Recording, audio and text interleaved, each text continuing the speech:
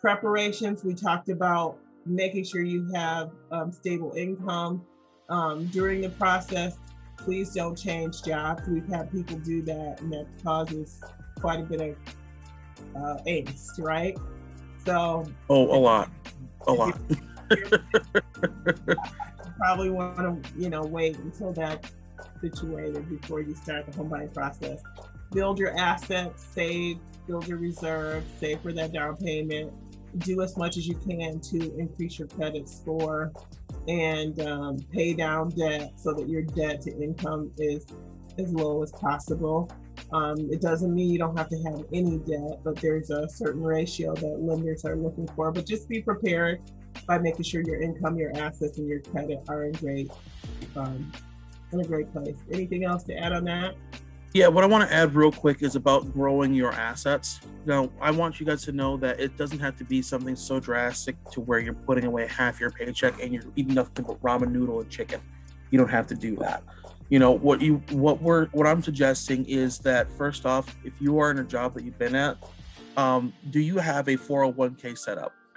If you do not, you do that immediately. Come Monday, set that up and put at least 4 to 6% into that automatically from your paycheck. Most companies will match you and will match you up to like 5 years of you being employed and them doing matching you every single year for the amount that you put in. Free money. I've had horror stories where I've had a client that retired from his company and he had nothing in his 401k. He never set one up. He would have been a millionaire had he just done minimum 4 to 6% for the 30 years he was working at that company. But he had nothing to show for it after he left because he just never set that up. So first one, set up your long-term savings account, 4 to 6%, nothing drastic comes out of your paycheck.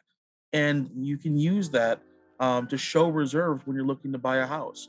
So you don't have to have absurd amounts in your checking or savings account readily available. You can use your 401k to show 2 months reserves as long as it has enough money in it. Now, also with your regular savings, when you're trying to save for a down payment, have a goal in mind and just save a small percentage of your paycheck and be consistent, whether it be 5% of your paycheck, 10% of your paycheck. I know the golden rule of thumb is to get up to 20%, but if you've never done it before, it can be a little hard to make that change. So do as much as you can, but but start off with 5. Rome was not built in a day. You didn't get a 6-pack after one set of sit-ups. You don't lose weight after dieting for 1 week. Same thing with down payments and reserves. You do not get that with 1 week or 1 month of just trying to save.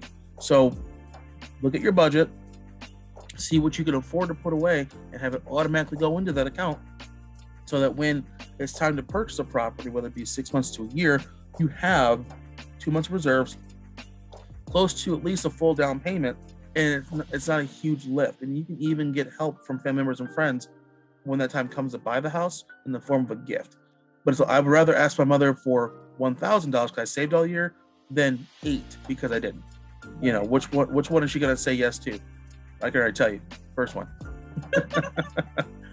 But keep that in mind, everyone. When you're looking to develop the assets and growing your funds, it is a long-term game. And it's something you should be doing on a regular basis. Okay. Key to what you said is automating. This is something that I learned the hard way.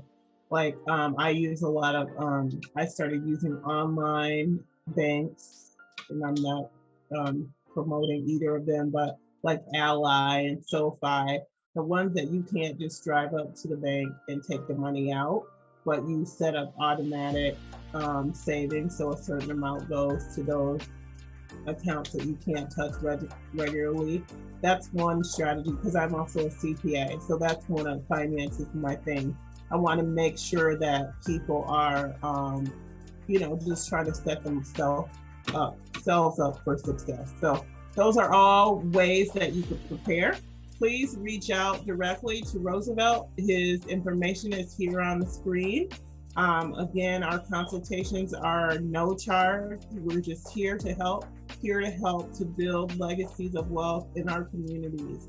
So Roosevelt Tillman from Ruoff Mortgage, I thank you. And then I included my card there. So there is my phone number. Again, Tanya Powell May with the Legacy Homes GR team at Keller Williams North. And we thank you for taking the time to watch our video and to spend some time with us today. Thank you again, Tanya, for having me on. Thank you, Legacy Homes team. And again, if you guys have questions about mortgage and real estate, reach out to either of us. We'd be happy to help. Thank you again for taking the time to watch.